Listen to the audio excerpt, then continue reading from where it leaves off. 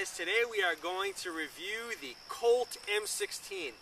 So this is one of the most iconic military rifles of the 20th century and as well into the 21st century. This rifle was designed by Eugene Stoner starting in the 1950s.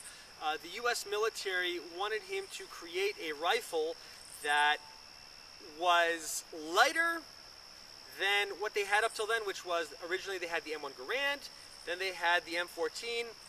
That was a very large and heavy weapon, 7.62 millimeter.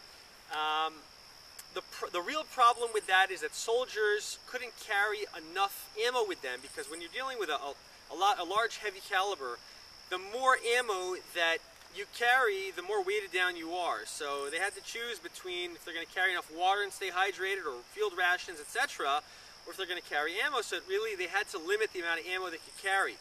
And also the 308 is, many people will argue it's overkill. You don't really necessarily need, you know, a 7.62 millimeter round to take down a person. So they wanted something which was just right. It wasn't too weak, such as like a pistol round, but they also didn't want something which was going to be too powerful or overkill. So that he came up with the 5.56 millimeter round, which was perfect, especially in the M16, which had the full, 20-inch barrel, 1 in 12 twist. They specifically wanted that caliber to be able to penetrate a Soviet steel helmet at 600 meters, which was not an easy ask, but he managed to do it. He made a very light weapon using a lot of aluminum, using a lot of polymer, materials that at that time were not very common. Up till then, most military weapons were made out of steel and wood, and that was it. And so he designed this weapon. The first version, the original M16, had a lot of problems. It was plagued with issues. It did not have a chrome-lined barrel. It did not have a forward assist. The flash hider was not a very good one. But more than anything else, the soldiers were told that they didn't have to clean their weapons.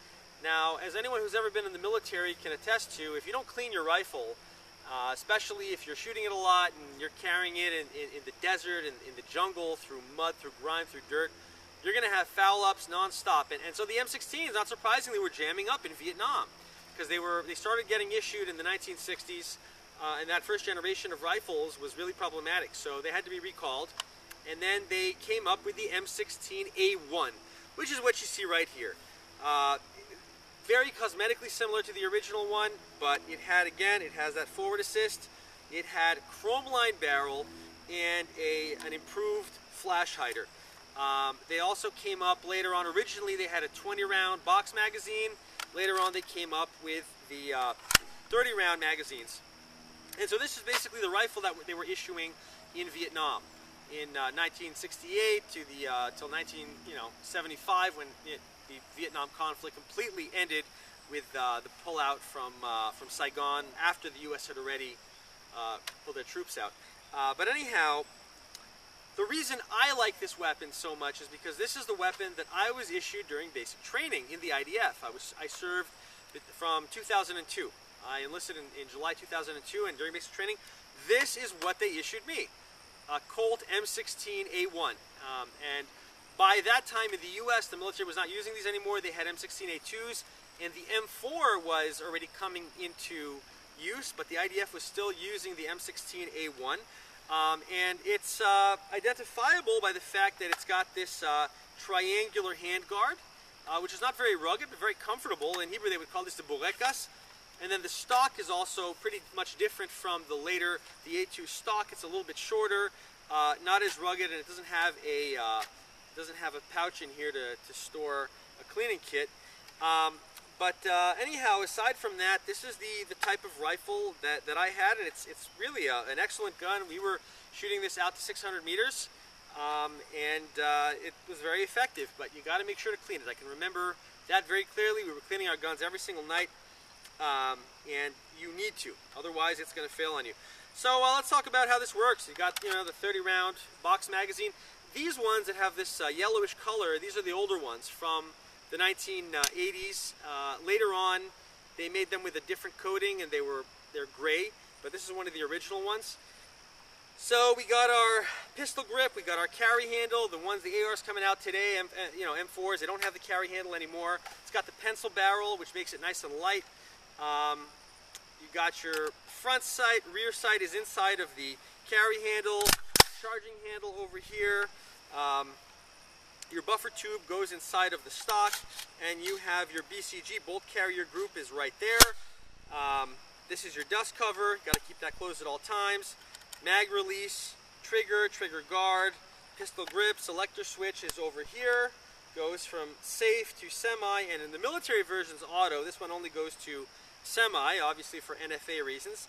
That only goes to semi, but the full military ones will go to auto, which, by the way, you're not really going to want to use a lot because it's very difficult to hit anything and it wastes ammo. Also, the guns tend to overheat and then they can cook off rounds that way. You got your front sling swivel, rear sling swivel, which we don't really want to use because that forces you to carry the gun daddy shotgun style over the shoulder. That's not tactical. This is an original 1970s era military, Israeli military sling, carried in combat carry, so we call this tlet zavar, neck carry. Whenever you're in combat, that's the way you're going to want to carry it. And when you're not in a combat situation, you carry it like this, which is called hatzlev, over the shoulder. So that's the way this weapon is designed for. It actually has a bayonet lug, and they were issued in Vietnam with a bayonet. So there were actually a few cases where bayonets were used in combat in Vietnam. The IDF did not issue these with bayonets. They only ever use them on parade. During like Independence Day festivals, they will use it with a bayonet. They will fix a bayonet for a parade. But aside from that, the bayonet is not really issued in the IDF. But that's what that's for, if you were wondering. So if you wanted to go and stick a commie, you could with the bayonet. Overall, this is an excellent gun. It's, in my opinion, a little bit too long for CQB at least. I mean, you can use it, it's just not convenient. And that's why they developed the M4 and, you know, the Car 15 and the M4, which are the shorter versions, 14.5-inch barrel. But then again, when you cut down the barrel to 14.5 inches, you're surrendering a lot of velocity. And the 5.56 round was designed around a 20-inch barrel with a 1 in 12-inch twist. And the minute you start messing with that, well, your velocity is gonna go down as well. So consider that before getting yourself an SBR AR-15. But anyhow, I just have so many great memories of this from the military, and it just, you know, an excellent weapon. As long as you keep it clean, it is accurate as hell, and you're not going to get anything better for your money. A lot of the ARs that are coming out now, civilians are buying, are low quality, and they got a lot of features that are totally useless and unnecessary. First they came out with the pick rails. I understand why you want a pick rail on top of your receiver. That makes sense, but why you'd want quad rails where you're going to grip it, that's ridiculous. And now they have these M-locks and free float stuff. It's not necessary, trust me. You know, as somebody who carried this in combat, the way it is here, it was designed for combat, all that stuff, all those bells and whistles are not going to give you anything. They're not going to give you any kind of an advantage whatsoever. You want to have a pick rail where you can mount an optic, that might make sense. But aside from that, you don't really need anything. And the carry handle is actually pretty good. So let's go ahead and shoot this thing. I'm excited. Alright, so we're going to go ahead and shoot this thing. So one thing they used to issue us in the IDF was called a tzolevet. This is a coupler. There is a piece of metal which connects two 30-round magazines in here. We would walk around with this on our belt. So it would basically we'd load 29 rounds in each, and we'd have 58 rounds everywhere we went, which is pretty convenient. It kind of really increases your mag capacity. So let's go ahead and shoot that. Only one problem with it, it's when you're trying to have your fifth point of contact, your forearm on the magazine, makes it a little bit uncomfortable. But aside from that, can't really complain.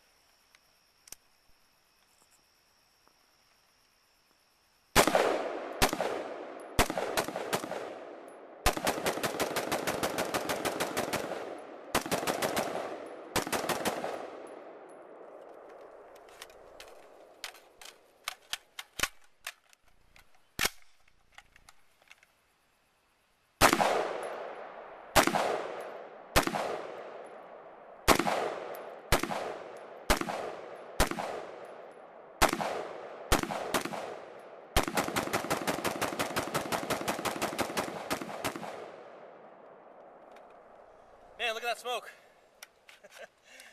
Woo! brings back memories. I mean, it's so smooth. It's that buffer tube system really absorbs the recoil so well. It feels like you're shooting a 22.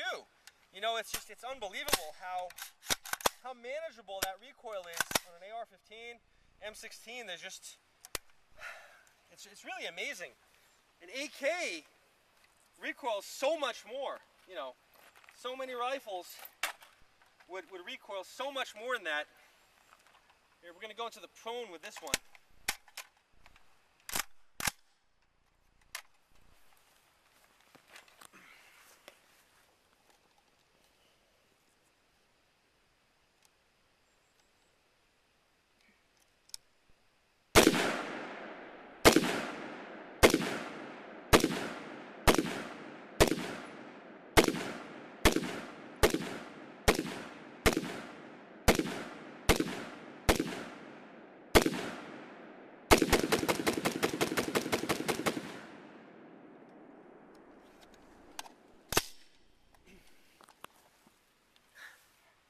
So one thing they put on the later versions, the A2 and the carbine, the M4 carbine, is a shell deflector.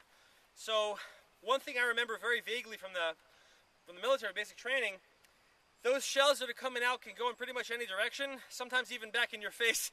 So that was one advancement that they came up with, was that shell deflector. It is convenient to not have rounds coming right back at you in your face, because it's happened to me. This is an IDF Orlite polymer. It's a PMAG. It's an early version of a PMAG. So a lot of these were issued to the IDF with those M16s. Now, I never saw these in combat. I saw a lot of these issued to second line units, to police units, but we were not issued these in combat. I ended up getting some, just, you know, a lot of stuff goes from one soldier to another, so I ended up having some, but when I was in combat, we never ever used these polymer magazines. But they're pretty good, they're pretty solid, and they're light also. I mean, not that the GI mags are not light, it's just that these are, you know, maybe a little lighter. I don't know. Apparently they weren't that much of a success, because if they would have been such a success, I guess they probably would have stayed in combat more. So let's give that a shot.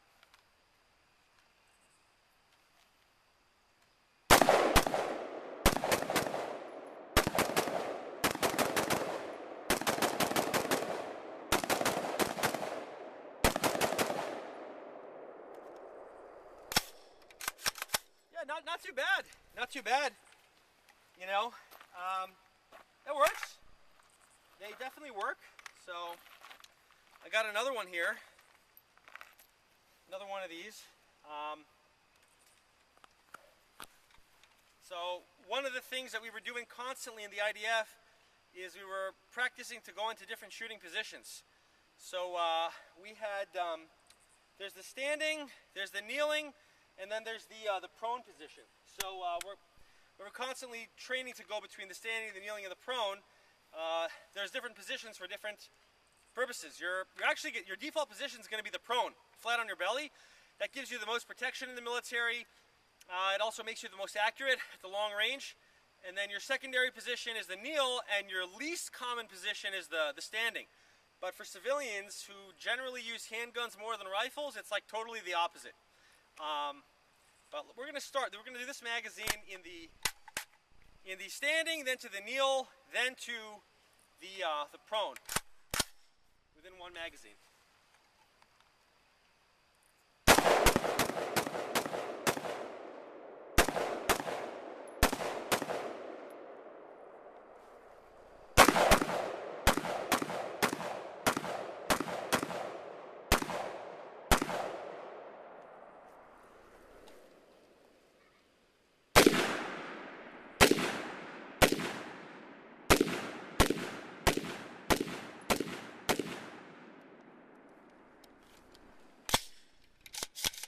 Very smooth weapon, very stable, and you know, as long as you keep that weapon clean, there's no reason you should have any jams with it. You know, that's the most important thing when you're dealing with a with a weapon like this is you gotta keep it clean. If you don't clean your weapon, that's when trouble starts. So I'm gonna move forward on the target here with this magazine.